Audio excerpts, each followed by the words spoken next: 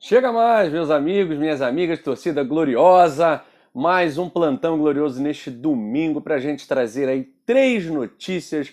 Todas elas, não vou dizer duas boas, né? E uma para a gente ficar assim, ó, de olho, né?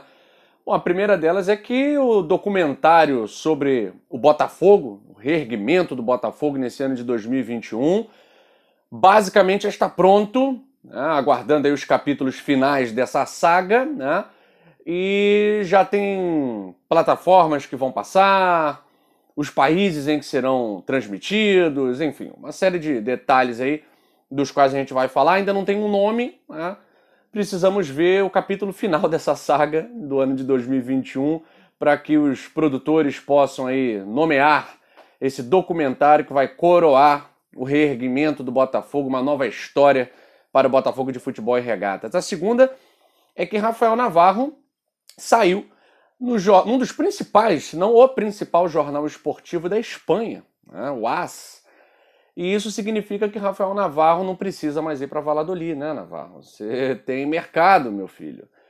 O seu futebol está te levando a aparecer nos meios de comunicação mais importantes da Espanha e, quiçá, da Europa, né? O AS é um jornal muito tradicional e muito elogiado. Rafael Navarro, a gente vai falar sobre isso. E o terceiro ponto é que o Operário não operou, venceu na raça o CSA. E como eu disse ontem, né? Se CSA e Vasco tropeçarem, a pontuação para o Botafogo subir, a pontuação mínima, ela baixa, né? Ela pode chegar até 61 pontos. Eu quero até corrigir o vídeo de ontem, né? Matemática, né, meus amigos? Matemática. Falei em 3 vitórias, 61. Não, o Botafogo tem 55, né? Mais 2 vitórias, o Botafogo chegaria a 61 pontos. Com 3 chega a 64, que é de fato um número mágico, né? Mas esse número mágico realmente vai abaixar. E vai abaixar e muito devido aos resultados negativos dos postulantes ao acesso. Hoje tem Náutico e Vasco. A gente vai falar sobre tudo isso, mas não é depois da vinheta, que hoje não tem vinheta. Hoje é domingo, né? Galera, impressionante. No Rio de Janeiro ontem tinha um sol para cada um. Hoje uma chuva e uma ventania, meu Deus do céu.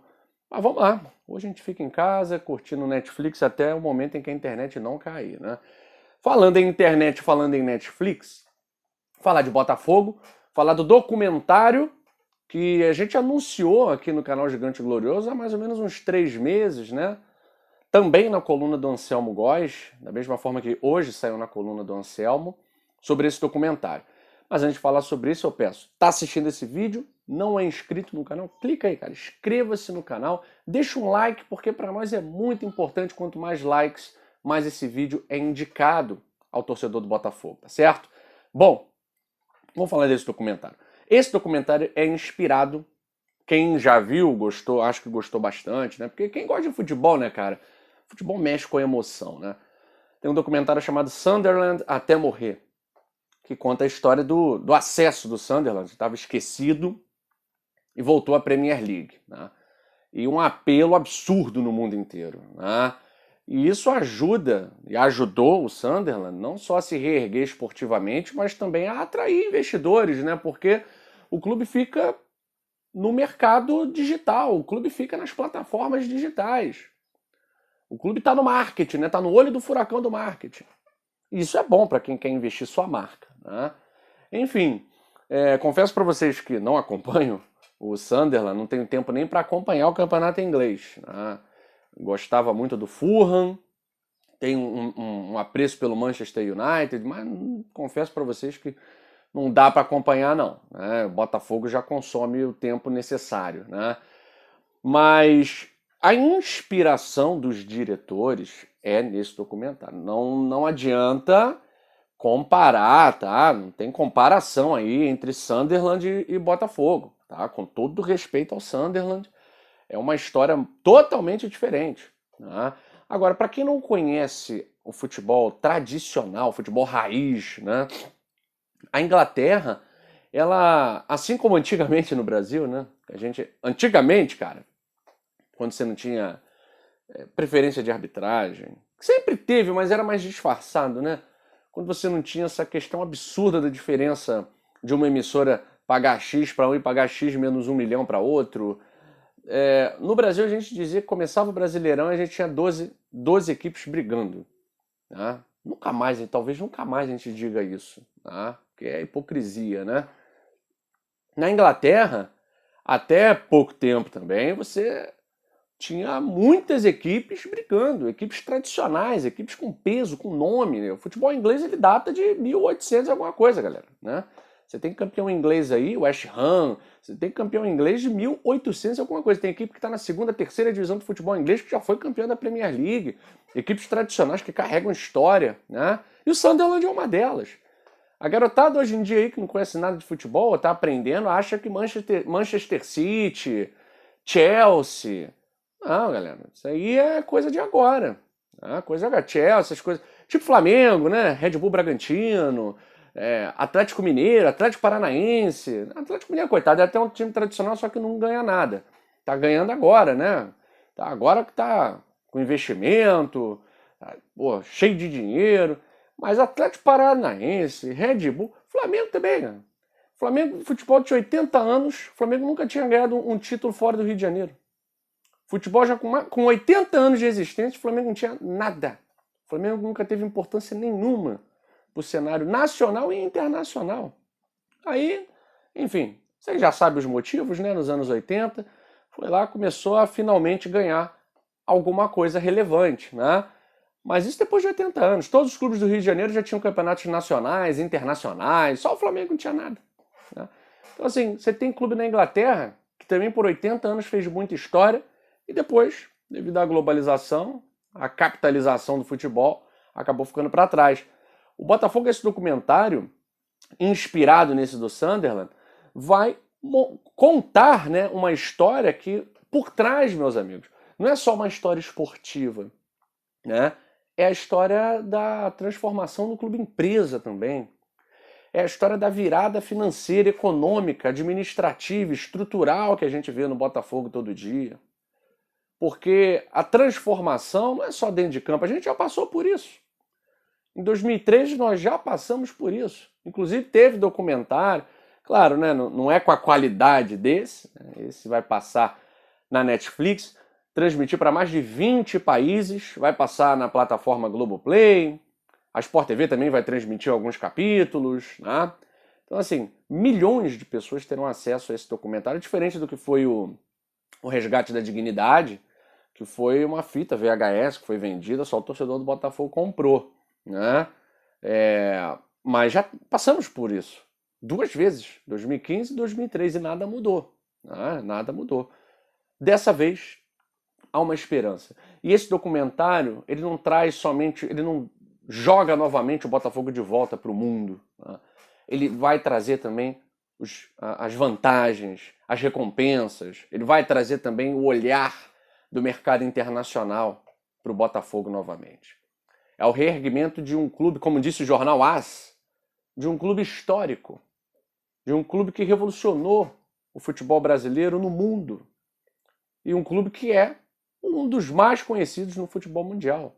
Botafogo e Santos são 2 dos clubes brasileiros, talvez os 2 mais conhecidos no futebol mundial. Então que esse documentário possa... Isso também faz parte do trabalho da equipe de marketing. Parabéns, equipe de marketing, né? A gente vai ter um ano de 2022 com documentário na Netflix e para outras plataformas. Até a novela das 9 na Rede Globo vai ter um cara lá que frequenta o Newton Santos, que é torcedor do Botafogo. Então o Botafogo ele vai estar no olho do furacão do mercado de marketing. E isso é muito bom, que eu tenho certeza que a gente vai trazer investimento, patrocínio master, investidores internacionais para essa Botafogo SA a partir de 2022 já está funcionando com o seu objetivo: sanar as dívidas a curto, médio e longo prazo e transformar novamente o Botafogo numa equipe competitiva. Exemplos não faltam aí, certo? Bom, falando no jornal AS da Europa, é importante que a gente fale que o Rafael Navarro saiu ontem no jornal AS da Europa como um jogador que dá esperanças ao clube histórico do Brasil, o Botafogo, na sua caminhada rumo à Série A. E aí elenca uma série de características do Navarro, né? Características positivas, a velocidade, a força física, o faro de gol. Então isso é uma lição para os empresários do Navarro. Olha só, tá vendo? Não fazendo besteira antecipadamente, não agindo com ansiedade. O que o Navarro vem fazendo com a camisa do Botafogo vai dar mercado pro moleque. E aí o Navarro tá lá, no jornal mais famoso, no jornal mais lido, esportivo, né, da Espanha e um dos mais importantes da Europa. Então não precisa dessa sede por dinheiro a qualquer custo, jogar na Europa a qualquer custo para dizer que está jogando na Europa. Aguarda. Renova com o Botafogo, joga uma Série A. Você, meu amigo, tem chance de jogar em grandes clubes. Teve inscrito que falou assim, pô, por que para ser bom jogador tem que jogar na Europa? Pô, cara, eu sei que a gente é botafoguense, o futebol brasileiro é pentacampeão, mas, pô, vamos cair na realidade, né? Os salários que se pagam lá jamais serão pagos aqui. Né? O jogador no Brasil não concorre a prêmio de melhor jogador do mundo, só na Europa. Né? Você pode fazer o que quiser aqui no Brasil, você não concorre. Então, assim, muita coisa. O futebol gira em torno da Europa devido a isso aqui. Né, galera? Então vamos cair na real, tá? E a terceira notícia aqui pra gente é que a rodada, mais uma vez, continua positiva. O CSA, que poderia chegar a 48 pontos, encostar no G4, falhou, perdeu para o Operário, parece que também perdeu um pouquinho daquele fôlego com o Mozart, né? Já é o terceiro tropeço aí do CSA nessa fase com o Mozart. Perdeu para o Operário de Ponta Grossa, que estava afundando lá na zona de rebaixamento, estava pertinho de entrar. O Operário virou para 4-2. Todo mundo, quem está ali na briga por G4, adorou, né? Porque o CSA não encosta, fica lá com seus 45 pontos, bem atrás, né? E destaque para o Rodrigo Pimpão, cara, que foi o aniversariante de ontem e fez 2 gols, cara. Pimpão é reserva, né? Tava nem jogando. Fez 2 gols e os 2 gols, não dá para dizer que não foi assim, né? Os 2 gols da vitória do Operário sobre o CSA. Eu não guardo mágoa nenhuma do Pimpão, muito pelo contrário. O Pimpão foi destaque num time extremamente limitado e o Pimpão é um jogador, tecnicamente, com as suas limitações, mas uma coisa nunca faltou ao Rodrigo Pimpão, cara. Entrega, raça. Isso aí não adianta falar mal do cara. Não adianta pedir pro cara vir do meio campo, driblar todo mundo, fazer um gol, que isso não ia acontecer. Pô, mas ele perdia gol na cara do gol, tá? Ok, mas foi um dos jogadores importantes no reerguimento do Botafogo no cenário internacional, fez uma boa Libertadores, é artilheiro do Botafogo em torneios sul-americanos, tanto na Sul-Americana como na Libertadores, é um cara que sempre deixou sua marca. Então, Pimpão, desejo sorte pra você pra caramba, tá certo? Bom que você fez seus 2 gols aí no Operário, siga sua carreira aí no seu estado, no Paraná, e depois vá para o seu consultório que o Pimpão é dentista. Gente, fico por aqui, um bom domingo para todos vocês. Depois tem plantão para falar da partida Náutico e Vasco e como isso impacta na vida do Glorioso, na tabela da Série B, faltando 7 rodadas para o final. Aquele abraço, galera, saudações alvinegras.